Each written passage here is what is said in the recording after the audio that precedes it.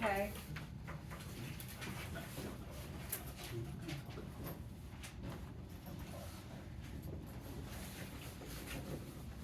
Okay, so typically what we're going to do is describe a scenario that's happening.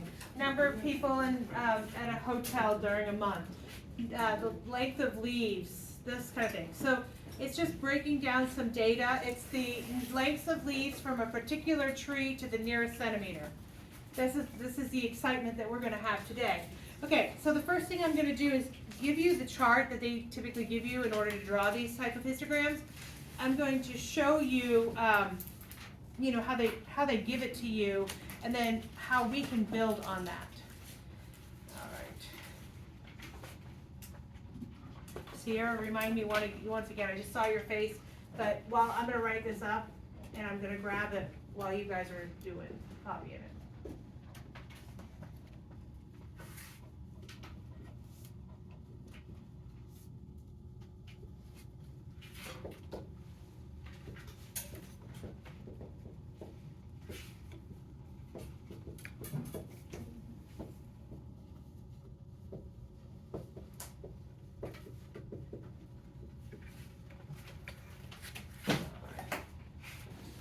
So when I'm looking at this really important information, the lengths of leaves, as I notice my chart here, I have the length in centimeters, and then they have the grouping of lengths, and then the number of leaves. What type of data set is this by chance? Do you remember?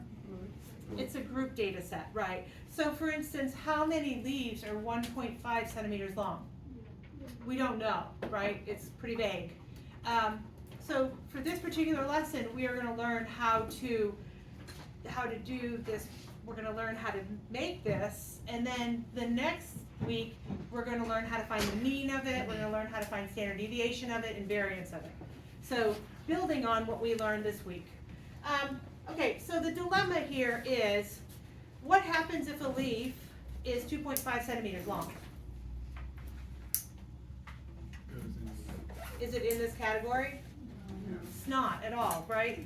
So with a histogram, one of the things to remember is that you're looking at a data set that in this case ranges from 1 to 11. And so what I'm looking at is I need everything that's involved between 1 and 11.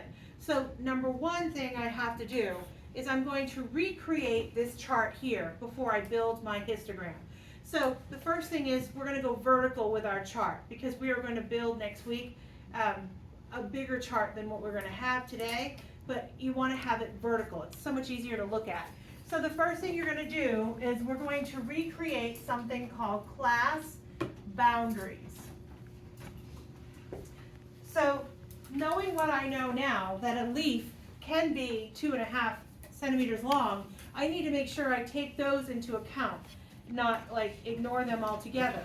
So what I do to handle that is, if my boundaries aren't touching, for this example they're not, it goes from 2 to 3, from 4 to 5, then I have to rewrite it so they are going to touch. And the way I do that is very consistent every time we do this type of problem. I'm going to add and subtract 0.5 from either edge of my boundary. So instead of starting at 1 here, I would go down to what? 0.5. And then what would I go up to here? 2.5. And then what would I go from here? Back to 2.5. So subtract, add, okay? So my new boundaries, also known as class boundaries, are going to go from 0.5 to 2.5, and then from 2.5 to 4.5, and then 4.5 to 7.5, 7.5 to 9.5, and then 9.5 to 11.5. So far, not horrible? Yes? Why didn't you include anything before 0.5? They're saying that my smallest leaf is about 1. So we're going to say, we're going to give it a little extra cushion just in case, but 1 is supposed to be our smallest leaf. Does that make sense?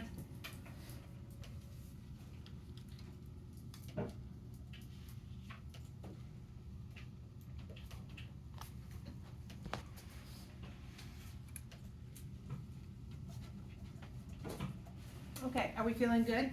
Step one to doing this right and getting all the points that you possibly can is to make sure you have new class boundaries that touch, okay?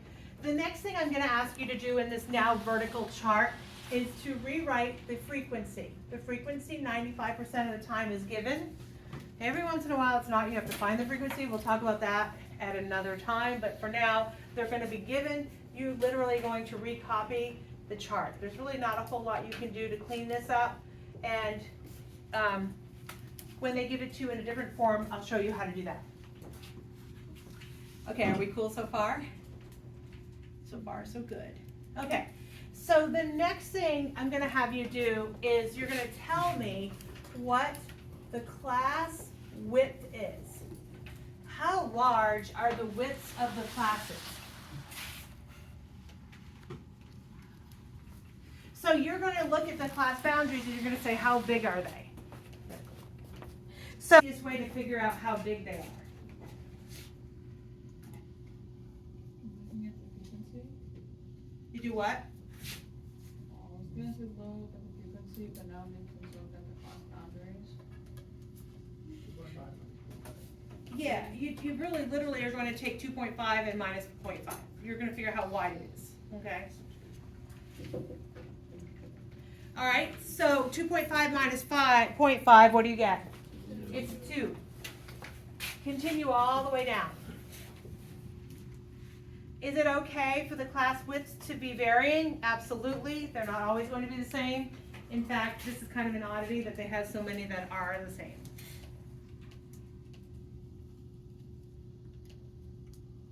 Are we cool so far?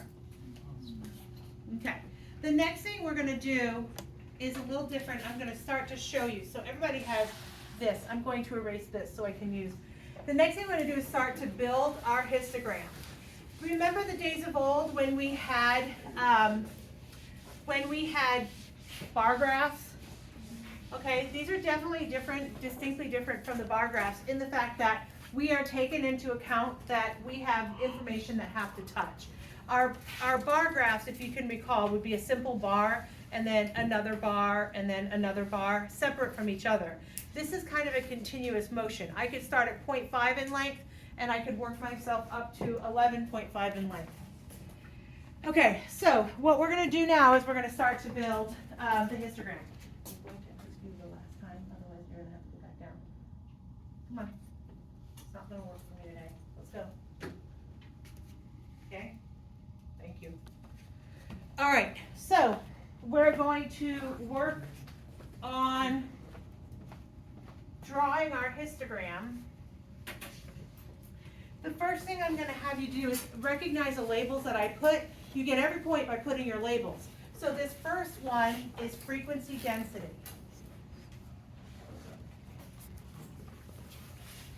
Not frequency, totally different ballgame, okay? I'm going to show you how to get the frequency density.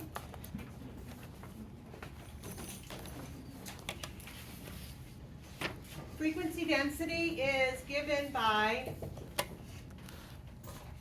frequency divided by class width.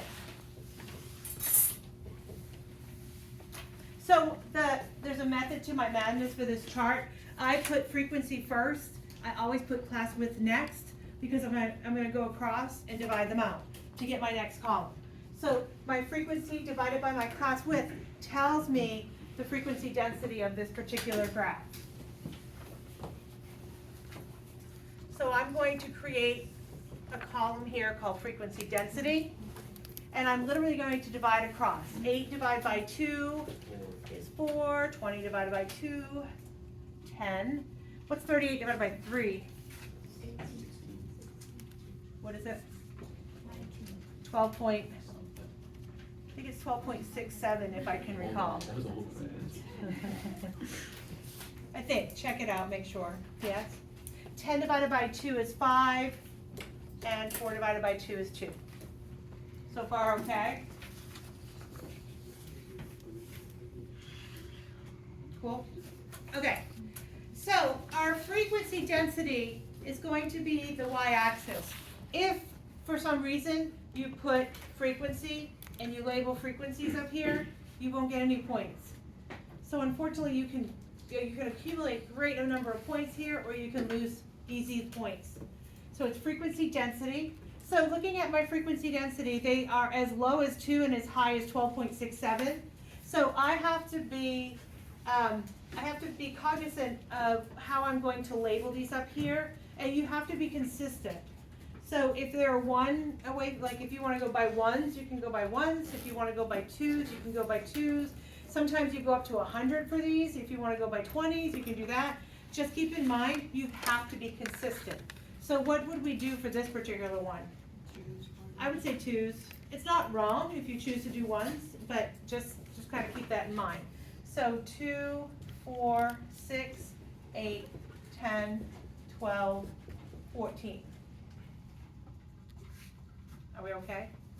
It's really not hard. This is a good stuff. Okay, moving on over to this x-axis, like I call x-axis, we are going to be describing the class boundaries, okay?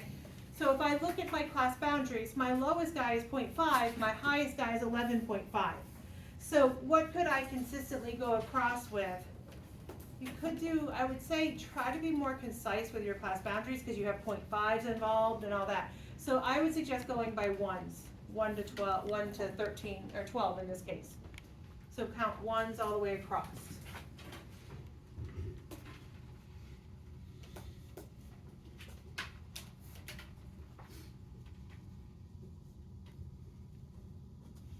Okay.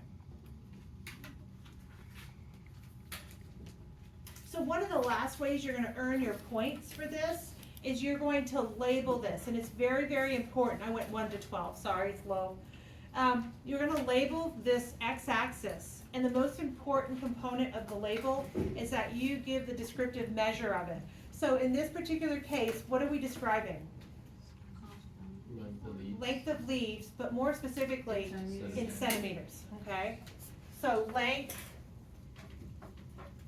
of leaves in centimeters. So if it's measuring how many days it happens, you say days. If it says hours, you do hours. Whatever your measurement, your unit of measurement is, be very specific as to write that down. And if they don't, I would just say units of measure or whatever. You know, they'll typically give you some insight as far as that. Okay, so the next thing we're going to do, and we're going to look at this, remember my frequency density is my y-axis, my class boundaries basically is my x-axis, so I'm going to draw this. So my first one is going to be from 0.5 to 2.5, and how high is that bar going to go? Up to 4. So I'm going to go from 0.5 to 2.5, and then I'm going to go as high as 4. This is where the straight edge kind of comes into play, but obviously I don't have one. On a test you might want to, and what I would suggest that really kind of works in our favor every time is to label your frequency density above the graph. That way there's no mistaking as to how high you thought that thing should go. I think it should go up to 4. Are we cool? All right, what's the next guy? From 2.5 to 4.5 as high as 10, it's going to build off this. That's the difference between bar graphs and histograms. Bar graphs are individuals, histograms touch. So in this case, it's going to go from 2.5 to 4.5, and it's going to go as high as 10. That's a nice straight line.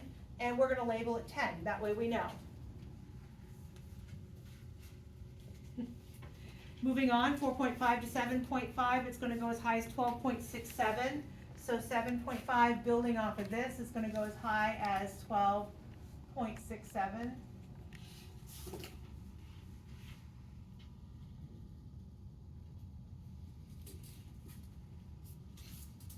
Next guy is 7.5 to 9.5, as high as 5.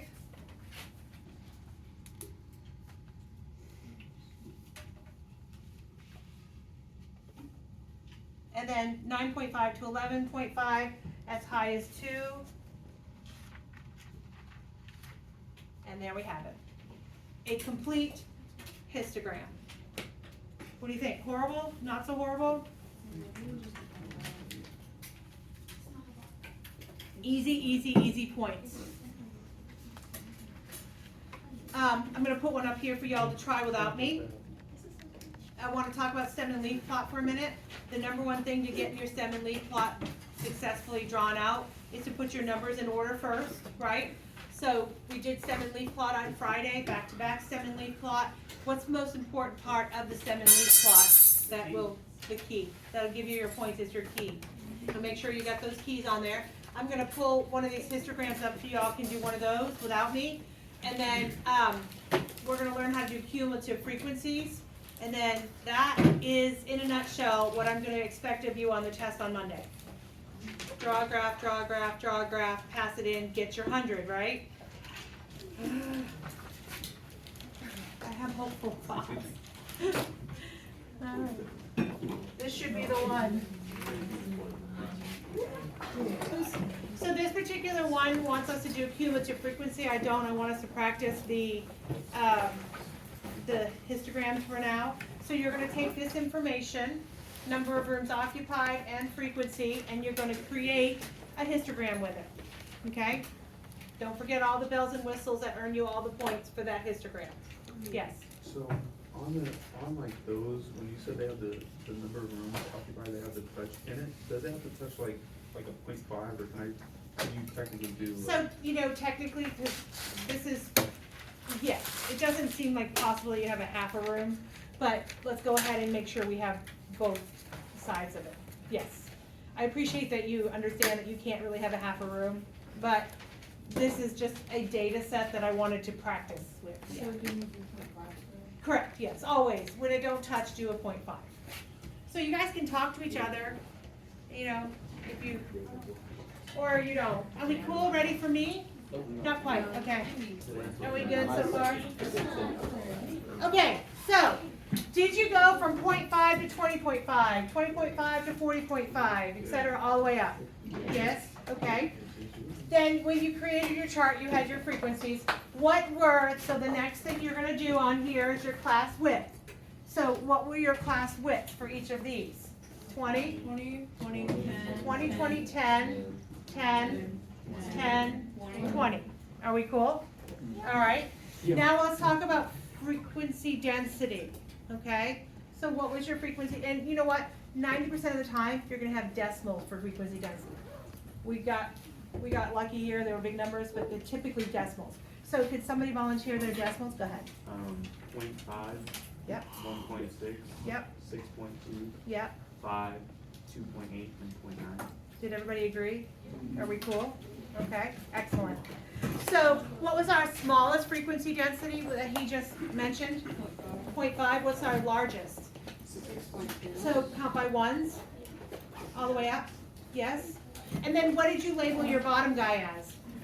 Number of occupied. Number of rooms occupied. 10, you went by tens, that's fine, because you went from 0.5 to 90, 0.5, tens is perfect.